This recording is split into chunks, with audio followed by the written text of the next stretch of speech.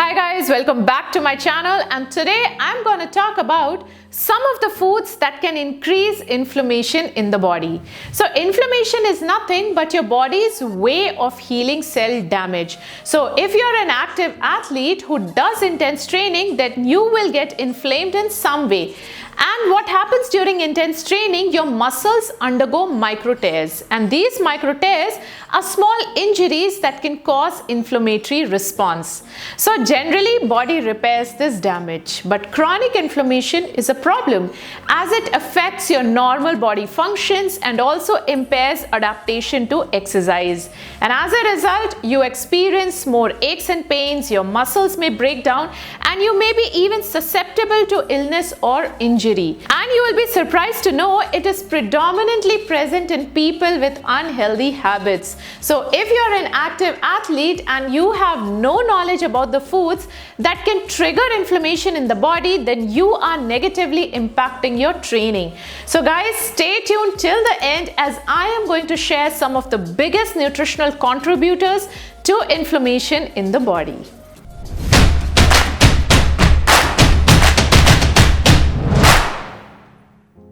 First one is sugar.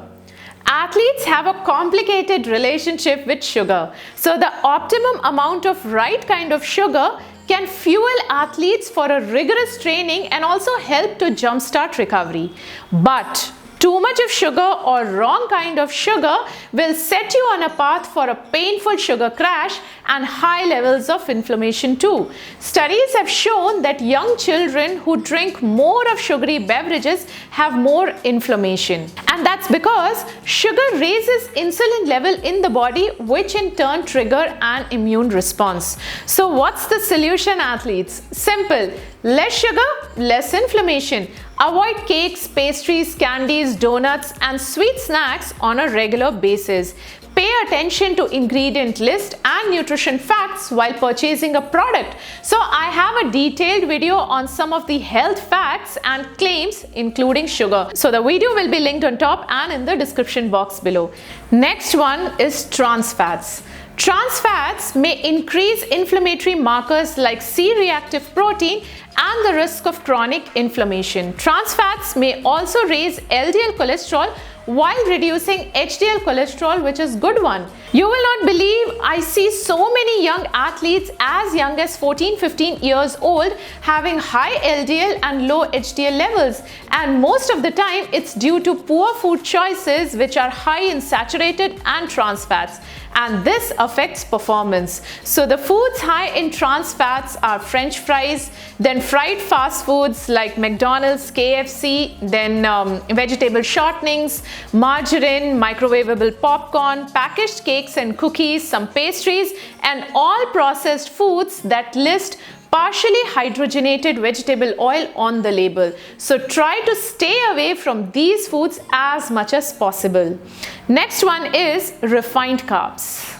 High fiber, unprocessed carbs in the form of whole grains, fruits and vegetables are good and must for athletes. But eating refined carbs may drive inflammation. It's similar to sugar. So refined carbs have higher glycemic index than unprocessed ones, which can increase a type of protein called advanced glycation end products, which can increase inflammation. Refined carbohydrates are found in pasta, pizza, then cakes, candies, cookies, sugary soft drinks, and all those packaged foods which contains added sugar or white flour, which is maida. So athletes, instead of avoiding carbs altogether, replaced refined carbs with 100% whole grain alternatives like whole wheat atta, then brown rice, millets, oatmeal, and quinoa. So these foods take longer time to digest, and as a result, it doesn't spike your blood sugar quickly, and this in turn gives you less inflammation. Next one is vegetable and seed oils. I can't stress enough about how bad these vegetable oils are. I have been talking about them regularly in a lot of my videos. So these oils promote inflammation due to their very high omega-6 fatty acid content. So for detailed information, watch this video to have a better understanding. So athletes, the only solution is to avoid these oils as much as possible. Next one is alcohol. Alcohol rarely isn't an issue, but overconsumption can cause a major burden on your liver and promote unnecessary inflammation in the body. In one study, the levels of inflammatory marker CRP increased in people who consumed alcohol. The more they consumed alcohol, the more their CRP levels increased. So athletes, stay away from alcohol and do watch this video to have a better understanding how alcohol affects athletic performance. Next one is processed meat. Processed meats include sausages, bacon, ham, smoked meat, hot dogs, or burgers. Processed meats may contain more advanced glycation end products than any other meats, and they are formed by cooking meats and some other foods at a very high temperature, and they are known to cause inflammation. According to a 2016 study, processed meat is linked to increased inflammatory response in the body and may increase the risk of colon cancer. So athletes, solution is again simple. Stay away from these meats as much as possible. Next one is MSG or monosodium glutamate. All of us know what MSG is. So MSG is basically a flavor enhancing food additive most commonly found in Asian foods and soy sauce, but it can also be added to fast foods, then pre-prepared soups and soup mixes and salad dressings. This chemical can trigger two important pathways of chronic inflammation and affects liver health too. So athletes, as much as possible, limit packaged foods, then canned foods, pre-prepared sauces and dressings, as most of the soups, flavored chips and mayo contains MSG. Next nutritional contributor to inflammation is gluten. For some individuals, wheat is highly inflammatory and acid forming, and not to mention most of the wheat production is genetically modified. So gluten-free has become a trendy label nowadays, but it certainly does not mirror the image of healthy nutritive food, as most of the gluten-free products available are highly processed that mask hydrogenated oils, heaps of added sugar and other ingredients which we probably want to avoid. So going gluten-free is not necessarily the best answer. But if you are someone who is struggling with inflammation and feel that it is impacting your performance and recovery, then consider gluten-free. Next one is milk.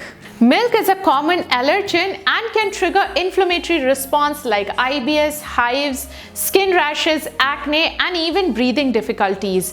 Almost 60% of the world's population cannot digest milk, and many more gets aggravated by drinking dairy. And that's because the enzyme lactase, which is required for the digestion and absorption of lactose, is present in the human body only during our infancy. So the body often have issues in processing lactose and casein from dairy products. Most individuals don't even know that they have an issue until they remove them from their diet. So athletes, just see if going dairy-free helps in your inflammation. And the last one is aspartame. As you know, aspartame is an artificial sweetener found in more than 4,000 products worldwide. So if you are sensitive to this chemical, then your immune system may react by attacking this chemical, which in turn can trigger inflammatory response. So guys, inflammation can occur in response to many triggers, some of which are even hard to prevent, including pollution, sickness, or injury. However, you have control over other factors like your diet. Now you might be thinking, oh, there are so many foods that you need to avoid. But I have a simple solution or suggestion for you. Instead of looking at all the foods you cannot eat, choose a different approach by looking at all the foods you can eat. So focus on having lots of colors in your plate by adding lots of fruits and vegetables, then plenty of healthy fats like avocado, nuts, and fatty fish, as well as leaner sources of proteins like beans, eggs, and chicken. So these small changes can have a bigger impact over time if you stay consistent. So that's all for today. If you like this video, then please give it a thumbs up and don't forget to subscribe. Thanks for watching. Have a lovely weekend and I shall see you next week.